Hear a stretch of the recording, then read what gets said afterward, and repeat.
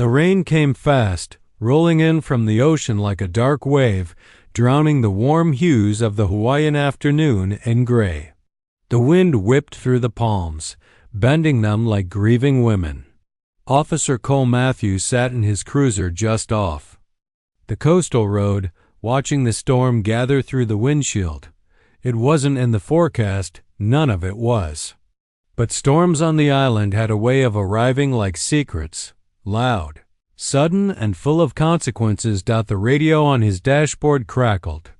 Unit 12, we've got a possible 10 to 55, North Shore. Unidentified female reported unconscious on the beach.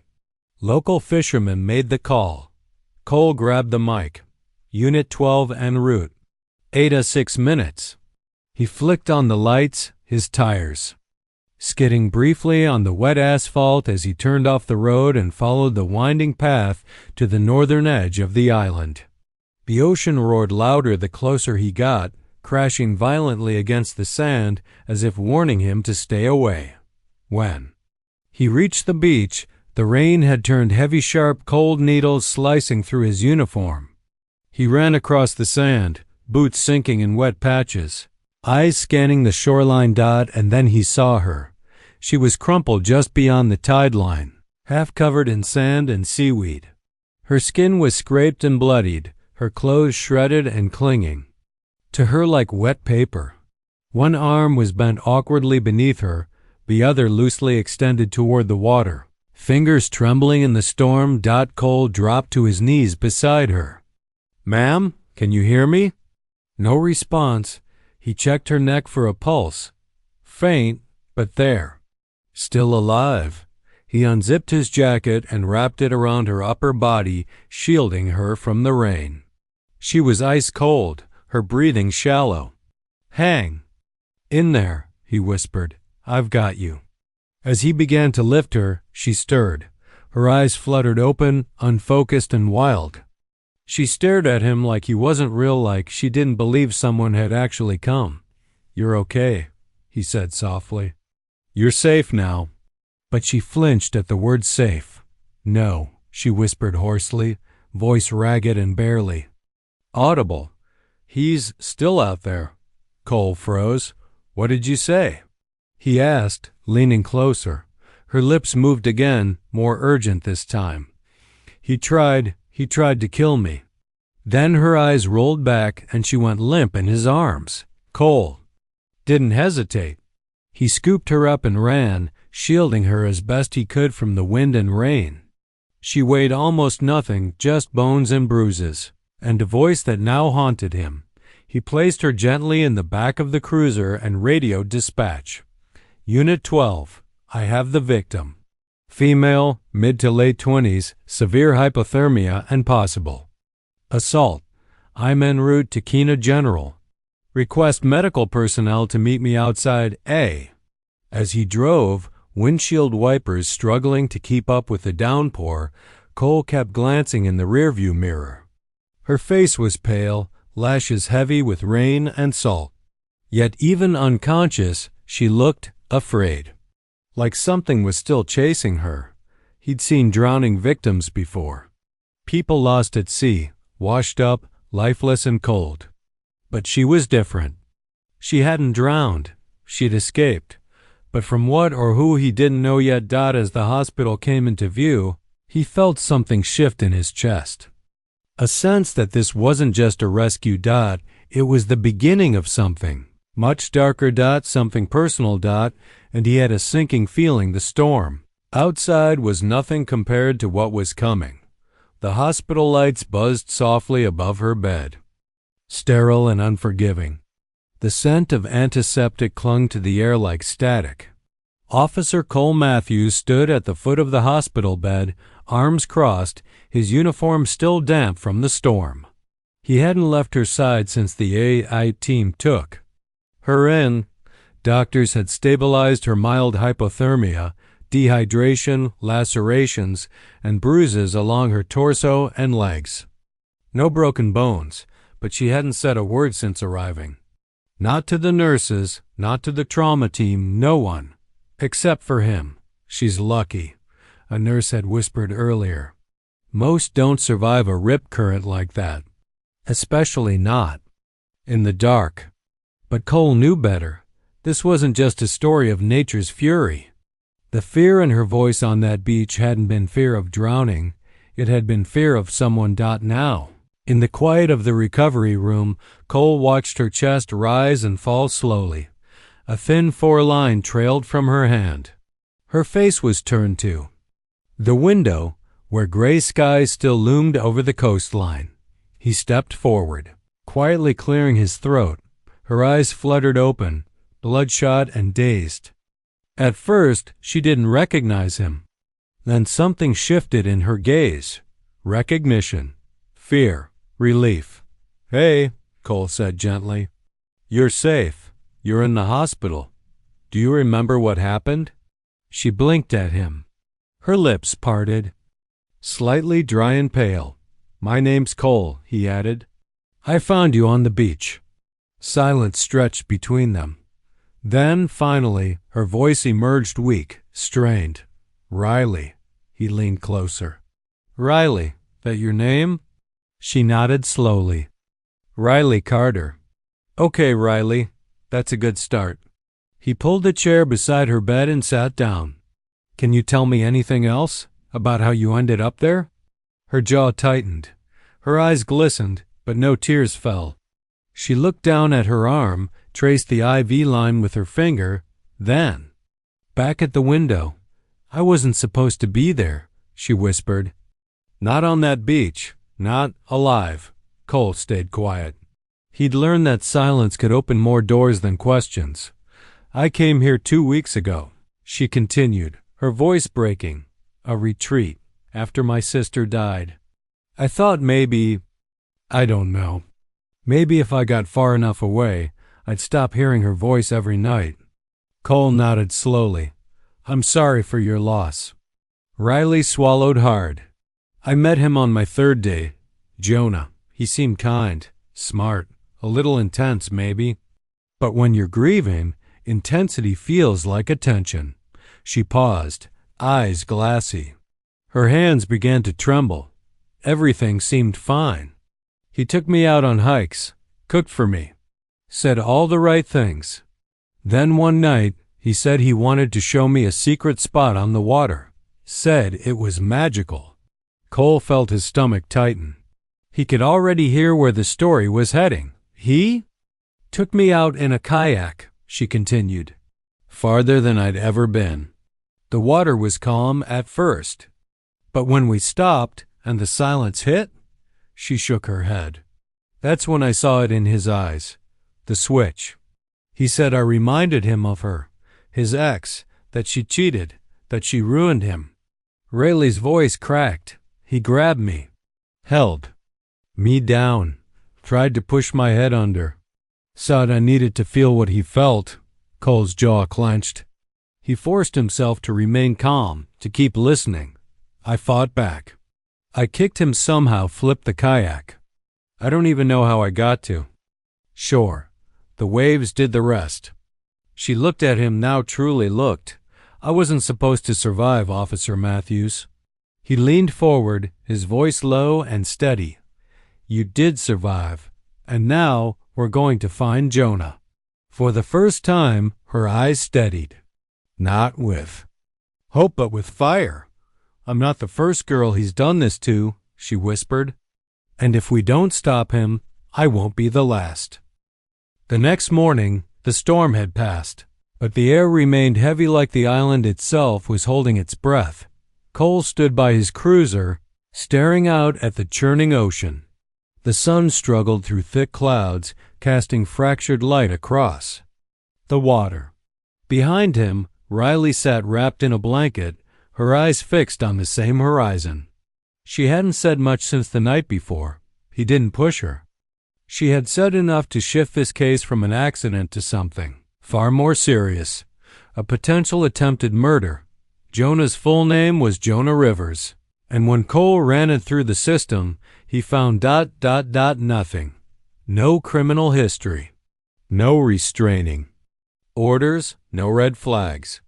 Just a clean record and a string of unremarkable addresses. Too clean. Any idea where he might be staying on the island? Cole asked as they sat outside the hospital later that day. Riley nodded slowly. He told me once about a cabin on the West Cliffs. Said it was his escape. Secluded. Off-grid. I never saw it, but he talked about it a lot. Cole made a note. Do you remember what kind of vehicle he drove? A silver Jeep. Older model.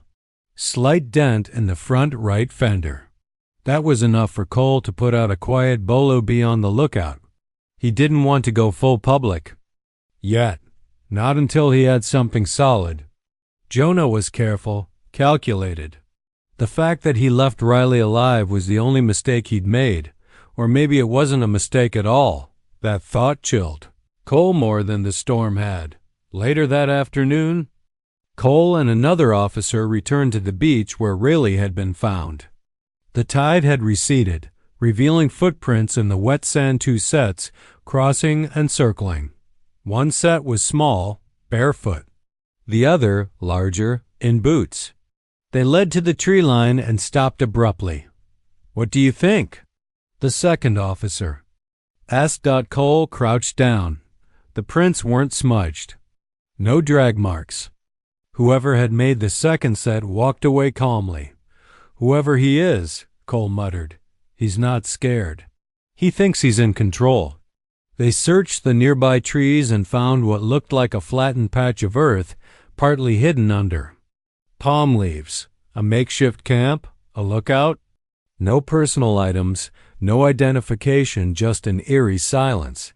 But then Cole saw it. Nailed to the inside of a tree trunk was a scrap of cloth familiar. He pulled it free. It was part of Riley's shirt, torn and bloody. Jonah had stood here, watched her. Watched them. He wanted them to find it. Back at the hospital, Riley was pacing slowly in her room when Cole returned. He showed her the cloth. That's mine, she said, voice hollow. He left it for us, Cole replied, which means he's not done. Riley looked up at him, her face no longer broken, just resolved. Then we finish this. I'm done hiding. Cole hesitated. Riley, we're talking about someone dangerous, smart, and clearly obsessed. You're not a cop. I don't need to be, she said. I just need to be bait. That word struck him like a slap. No, absolutely not, he said, his tone rising. You've been through hell. You need protection, not a front row. Seat to another nightmare. Her eyes narrowed. I've already survived him once. And if I'm going to sleep again, I need to know he's gone for good. Cole didn't answer right away. He looked at her, really looked at her. The bruises, the haunted stare, the quiet strength she didn't know she carried. I'll think about it, he finally said. She gave a bitter smile. You don't have much time. As he left the room, Cole knew one thing with absolute certainty. Jonah wasn't finished, and neither was Riley. By the time evening fell, the island was cloaked in shadow. The sea was calm now, too calm like it knew what was coming. Officer Cole Matthews stood near the patrol SUV, double-checking his concealed mic. The backup team was already stationed half a mile out, hidden in the trees surrounding the old hiking trail near the West Cliffs. The trap was set. Riley Carter, now dressed in jeans and a black jacket, stood a few feet away, arms crossed, wind brushing her hair gently against her cheek. She looked stronger, but Cole knew the kind of storm she was carrying inside. This is your last chance to back out, he said, his voice low. Riley turned to him. I won't run, Cole. I ran from grief. I ran from Jonah. I won't run from myself. He nodded, then looked away for a moment, not ready to meet her eyes. Just stay in the clearing. Keep your phone in your pocket. Say the word sunset if you feel unsafe. That's our trigger. She gave a tight nod. As she walked toward the clearing, Cole watched her go with a mix of pride and dread. She had no badge, no training, just courage. But sometimes Courage came from places far deeper than protocol. The plan was simple. Riley would appear alone, wandering like she used to when she first met Jonah. If he had been watching, if he was obsessed, he'd come. And if he came, they'd catch him. Time passed slowly. The island, so alive in the day, now felt frozen. Crickets chirped. A faint owl called in the distance. Still, no sign of Jonah. Then. Movement. A figure emerged from the shadows of the forest trail. Tall, slender, his gait confident. And in his hand a hunting knife. Riley tensed. Her breath hitched. "Hello, Riley," Jonah said softly, stepping forward like a phantom. Riley's body stiffened, but she didn't run. "Jonah." "You look better than I expected," he murmured, smile curling cruelly. "I thought the waves took you." Riley's fingers brushed her pocket where the phone was hidden. "One word. Sunset. Just say it." But she didn't. "I guess I'm harder to kill than you thought," she said, standing her ground. Jonah chuckled. "You still don't understand. You and I were connected. You saw me. The real me. That's rare." Riley swallowed hard. "You tried to drown me." "Because I loved you," he said simply. "They never understand. Not until the end." Suddenly, he stepped closer. And in that instant Riley whispered, "Sunset." The word crackled in Cole's earpiece. He bolted from cover, hand on his weapon, heart hammering. His team followed, emerging from the trees like a silent storm. "Police! Drop the weapon!" Cole shouted, weapon drawn. Jonah turned, eyes widening, but he didn't drop the knife. Instead, he lunged toward Riley. Two sharp gunshots rang out, one warning, one into Jonah's leg. He collapsed with a scream, knife flying from his hand. Blood soaked the leaves as officers rushed in. Cole was there first, grabbing Riley and pulling her behind him. Jonah stared up at them, fury and confusion mingling in his eyes. "She tricked me," he spat. "She lied." "No," Cole said, breath sharp, voice steady. "She survived." Jonah was cuffed, subdued, and carried out. But the look he gave Riley as he passed, it wasn't fear, it was obsession. Like, this wasn't the end, only an interruption. When it was over, Riley sat on a fallen log, shaking. Cole knelt beside her. "You did it," he said quietly. "I don't feel like I did," she whispered. He touched her shoulder gently. "You were brave, braver than most people I know." She looked at him, eyes glassy. "Will it ever stop hurting?" Cole didn't answer right away. Instead, he looked toward the ocean. "No," he said honestly, "but you'll get stronger. And the hurt won't control you anymore." A long silence followed. Then Riley nodded. "That's enough for now." It had been 2 weeks since Jonah Rivers was taken into custody. The court had denied him bail. His charges, attempted murder, aggravated assault, and unlawful confinement, were piling up, bolstered by new reports from other women across the mainland who had seen Riley's story on the news and come forward. Jonah wasn't just a predator. He was a pattern. Riley Carter's courage had opened a floodgate. But even as justice moved forward, healing came in slower waves. Riley stayed on the island, not because she had to, but because she wasn't ready to leave the place where everything broke, and began to rebuild. The beach no longer terrified her. In the early mornings, she would sit at the shoreline, feet in the water, letting the tide speak to her in ways words couldn't. Cole visited. Often, sometimes in uniform, sometimes not. He never pushed her to talk, never asked for more than she was willing to share. Their bond had grown silently, like roots beneath the sand, unseen but strong. One morning, he found her there again, perched on a driftwood log, the sun slowly rising over the ocean's edge. "You're early," she said without looking up. "So?" "Are you?" he replied, settling beside her. They sat in silence for a while, watching a group of pelicans glide low across the water. Do you think he'll ever get out?" she asked suddenly, her voice softer than the breeze. Cole shook his head. "Not if I have anything to say about it. And not with the evidence we've built." She nodded, but her expression remained distant. "Part of me wishes he'd stayed. A monster in the dark, that I didn't know his name, didn't see his face." "You fought a monster," Cole said gently. "And you won. That doesn't make him any less terrifying. But it makes you more real." She gave a small, tired smile. "People keep calling me brave, but I didn't feel brave. I felt broken." "Bravery isn't the absence of fear," Cole said. "It's walking through it anyway." They watched the waves for a moment longer. Then she turned to him, eyes clearer than he'd seen them in weeks. "I don't think I ever thanked you," she said, "for saving me, for believing me, for staying." He looked at her, his gaze steady. "You saved yourself, Riley. I just made sure you didn't do it alone." The words hit deeper than either expected. The silence that followed wasn't awkward. It was full of something unspoken, but undeniable, healing. "I'm thinking of starting something," she said suddenly. "A program for women like me. Survivors. People who never had the chance to speak before." Cole smiled. "That sounds like something the world needs.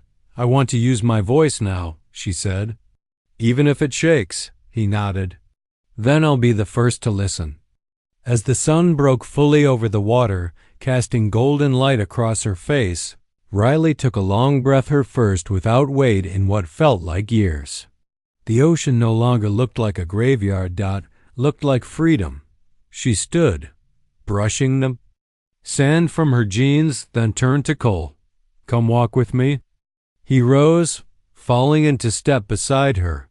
They moved along the shoreline in sync, the tide licking at their feet, the future uncertain but no longer frightening.